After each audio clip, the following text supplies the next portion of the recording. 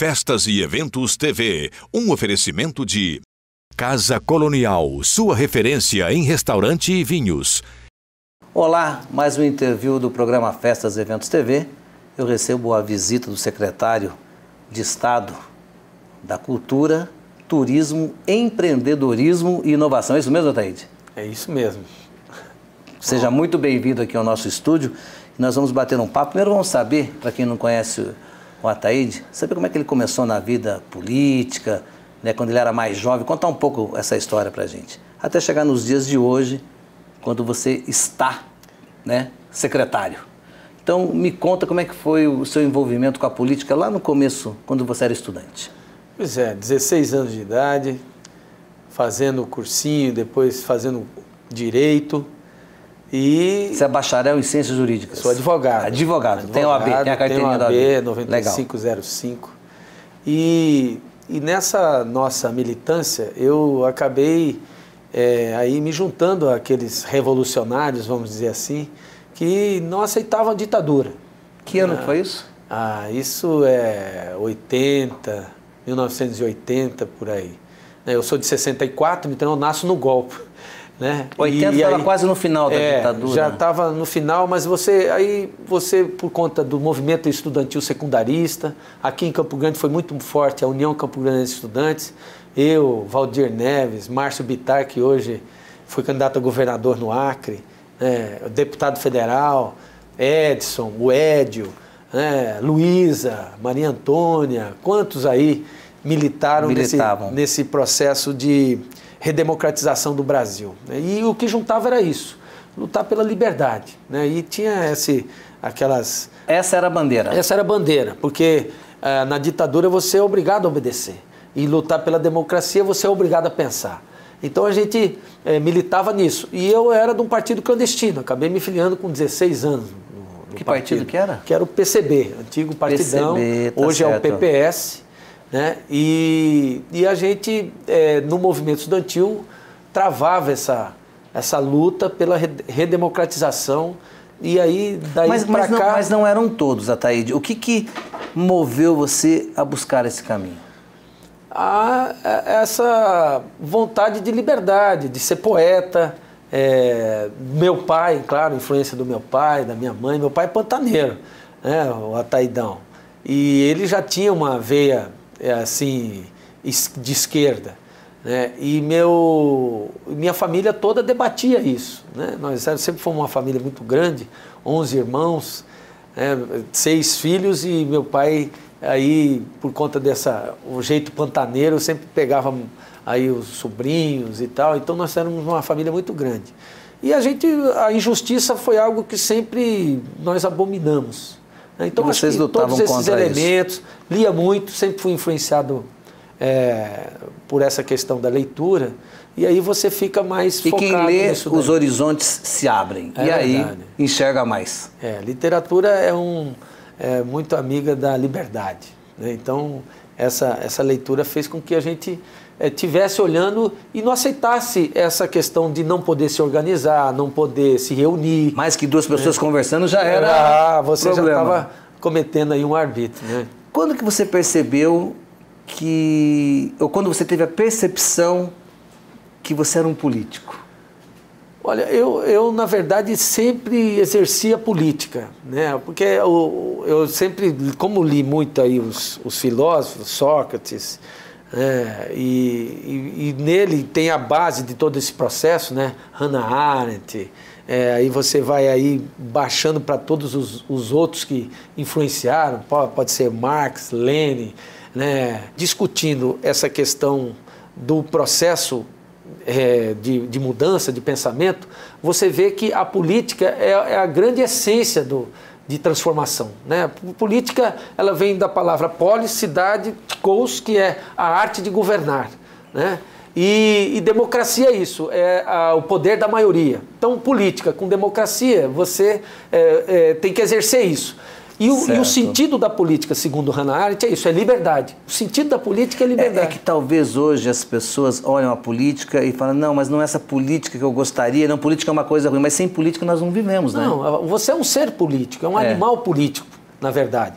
E aí que está a grande diferença, né? Por isso que não pode se rejeitar a política. Não, aí eu consegui achar até uma distinção para explicar isso. Política é diferente de politicagem, né? Politicagem é aquilo que você faz para enganar, que você faz para se aproveitar, inclusive, do processo democrático. E político é diferente de politiqueiro, né? O politiqueiro é aquele que usa da demagogia, do populismo, da conversa fácil, para poder convencer as pessoas, mas isso se esvai. E no Brasil nós temos muitos exemplos desse tipo. Mas parece que toda vez que o político promete e não cumpre, parece que nunca tinha dado problema. Ultimamente a Dilma prometeu e não cumpriu e parece que pegou um pouco. As pessoas mudaram o conceito, mexeu no bolso, o que você acha que foi? Amadureceram, né?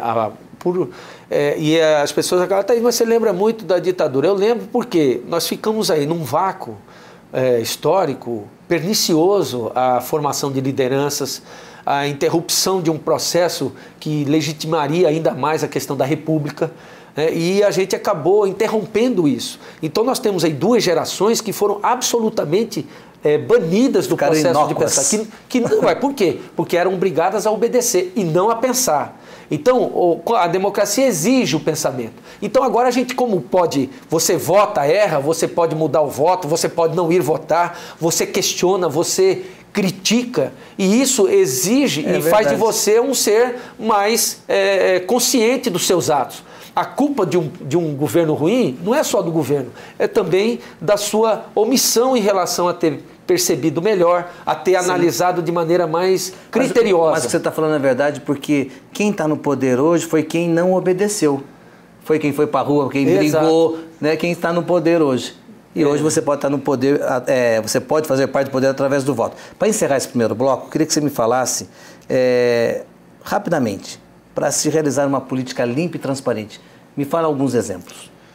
É você não ter medo de se apresentar, ter a questão da tolerância zero com a corrupção, é você consolidar um Estado republicano, é você fazer valer o disposto constitucional, e eu sempre tenho dito isso, se nós respeitássemos e todos tivessem acesso ao que diz a nossa Constituição no seu artigo 1º, o artigo 1º da Constituição a República Federativa do Brasil é formada pela união indissolúvel de estados, municípios e Distrito Federal, constitui-se em Estado Democrático de Direito que se baseia nos seguintes princípios. Primeiro princípio, soberania. Segundo, cidadania. Você vê, o segundo princípio constitucional que rege a nossa sociedade é a cidadania. O terceiro é dignidade da pessoa humana. Quarto, valores sociais do trabalho e da livre iniciativa. E quinto, pluralismo político. E aí vem um parágrafo único que diz o seguinte, que é esse que nós estamos construindo agora. A primeira parte do parágrafo único diz o seguinte: todo poder emana do povo, que o exerce por meio de representantes eleitos, aí vem o segundo momento, ou diretamente nos termos dessa Constituição. Então o que está acontecendo das pessoas irem para a rua é elas não estão aceitando apenas a representação, elas estão assumindo de maneira muito, eu diria, consciente, que elas precisam estimular e indicar os rumos. E sem dúvida nenhuma que um dos momentos que nós estamos vivendo é de absoluta crise institucional, baseada na questão moral e na questão econômica. Você vive aqui uma crise de representação por conta desse absurdo que é a Petrobras, de tudo isso que está acontecendo. Então, e isso é fundamental. Em junho do ano passado, 2013, já teve um movimento dessa natureza. Agora esse movimento se fortalece e sem dúvida que o Brasil é outro, porque ele está conseguindo conviver democraticamente num processo já de representação desde a Constituição de 88, em que as pessoas estão protagonizando. E é isso que é importante. Portanto, para começar as mudanças. A única forma de melhorar o nosso sistema democrático é tendo mais democracia. Esse é o fundamental. Sim, exercendo a democracia. E para terminar esse bloco, vou usar uma frase que eu li no seu Facebook, dizendo que quanto mais diálogo tem, menos se erra. É isso? É verdade. A gente volta daqui a pouquinho.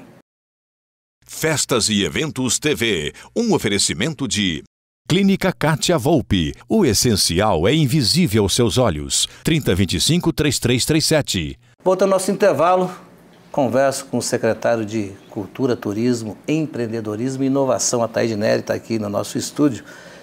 E Ataíde, o que me surpreende é que você está há 30 anos no mesmo partido. Você é um homem fiel? Pelo menos com o partido, sim, está sendo até agora aí. Né? Fiel às minhas convicções, as ideias que formaram os princípios que nortearam, principalmente esse de liberdade, fraternidade, na verdade os pressupostos da Revolução Francesa, né? Igualdade, liberdade e fraternidade. E esse partido tem o que te atrai e te mantém nele? Exatamente isso? Exatamente isso, da gente poder construir. Claro que com vários erros, o PPS é um dos partidos mais antigos do Brasil, né? E desde 22. E eu sou remanescente dessa luta por democracia. Hoje o PPS se consolida na busca infatigável mesmo da radicalidade democrática. Nós temos que ter democracia, temos que cada vez mais dialogar. O brasileiro, ele vota no homem, não no partido, né? Ele vota na pessoa. Hoje é isso. Porque ele não tem muita a ideia do partido, ele não compra o partido, ele compra o político. Compra o que eu digo no sentido de apostar, de votar. É isso, por conta desse pouco exercício de democracia no Brasil. Desse vácuo que teve do passado. Então é uma coisa que pode mudar. Pode mudar, porque os partidos estão se consolidando, vai haver uma reforma até por conta dessa nova conjuntura. Essa arrumação institucional deve haver. E sem dúvida nenhuma que partidos vão desaparecer, outros vão nascer, fusões serão aí construídas. E isso tudo vai melhorar a democracia. Nós não podemos perder esse passo no rumo da radicalidade democrática, do fortalecimento da república, do fortalecimento da participação. Então, nós que estivemos e lutamos contra a ditadura, inclusive, o partido foi o primeiro a colocar uma alternativa democrática para a crise brasileira, não tendo na luta armada o seu principal elemento. A nossa Constituição era a formação de uma frente democrática, naquela época, que aí a luta armada só tinha bem... o MDB e a Arena, né? E aí nós todos entramos no MDB e muitos aqui são oriundos desse histórico MDB, que foi a frente onde agrupava que enfrentou todo mundo, né? E na democracia, tanto que você não derramou sangue no Brasil, você fez uma transição de superação da ditadura para o processo democrático, negociando esse processo. Que foi melhor. Em 2012, você não se candidatou à reeleição, né? Por quê? Para vereador. Para vereador. E porque aí, em cima desse nosso princípio de oxigenação do poder, né, de ter que haver alternância. Eu saí candidato a prefeito, fui pré-candidato a prefeito pelo PPS. E tivemos a grata satisfação do Reinaldo Azambuja também ter essa mesma pretensão. O Reinaldo já vinha de um mandato de prefeito, de deputado estadual, deputado federal, presidente da Somasul, com um cabedal de prestígio já bem acentuado no interior. E o Reinaldo nos procura, nós já estávamos conversando, e aí ele me convida para ser seu vice. Eu já tinha colocado na minha cabeça que candidato a vereador não seria, já era meu 4º mandato de vereador, acho que já tinha contribuído bastante para a cidade, e era necessário a gente colocar um debate. E o Reinaldo me convida, eu me torno seu vice, fizemos uma belíssima uma bela campanha. Só não fomos ao segundo turno por conta de uma série de conjunturas, mas por 4.000 votos. Diziam que nós não íamos ter 5%, nós ultrapassamos 29%. Foi o maior erro de pesquisa do Ibope, já conhecido na história das pesquisas no Brasil, que acabou até estimulando isso, um voto útil. Mas e hoje, deixamos quando as pessoas veem pesquisa, falam, será que está certo, será que está errado? Hoje ficou mais ou menos assim. Vamos para mais um intervalo e na volta continua nosso bate-papo aqui com o secretário.